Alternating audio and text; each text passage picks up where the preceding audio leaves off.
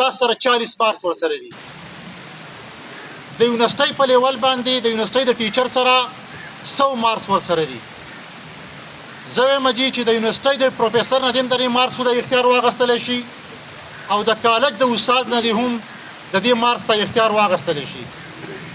ایگزامینیشن دې دا پیپر یې مالي او ایگزامینیشن دې دا مارکس هم ورکوي.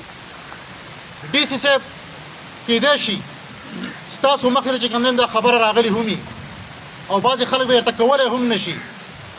خو ډي سي صاحب په دې تحصیل دینځای کې به زه ډېر خلک وښیم چې ټیچران لګېدلي دي خپلې شاګردان یې بلیک میل کړي دي د هغو نه غلط ډیمانډونه کړي دي.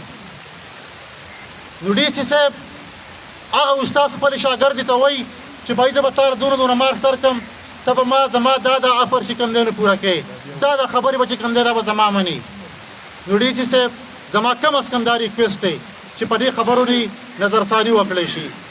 اخیری خبره دا کومه چې ډي سي صاحب په کالجونو کې د بي ایس په لیول باندې ویزټینګ ټیچران لګي. توجه غواړم چې په کالجونو کې او په یونیورسټو کې ویزټینګ ټیچران لګي. د پروفیسر 2 لک روپۍ میاشي هغه هم په انټر کې کلاسونه والي هم په یونیورسټۍ کې کلاسونه والي او په سیکنډ ټایم کې چې کم کلاسز والي.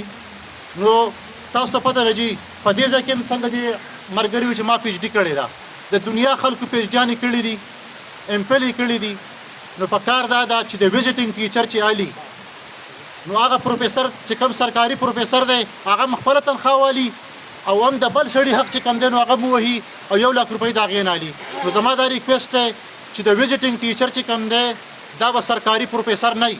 دا په قانون کې هم نشته د ایچ ای سي چې کوم قانون دی په هغې کې هم نشته چې ویزټینګ ټیچر چې کوم دی دا به عامو خلکو نه الي چې کم از کم دا بېروزګاري هم ختمه شي او نوي خلکو ته چې کوم دی نو هغوی د جابونه میلاو شي. جزاک الله شکر.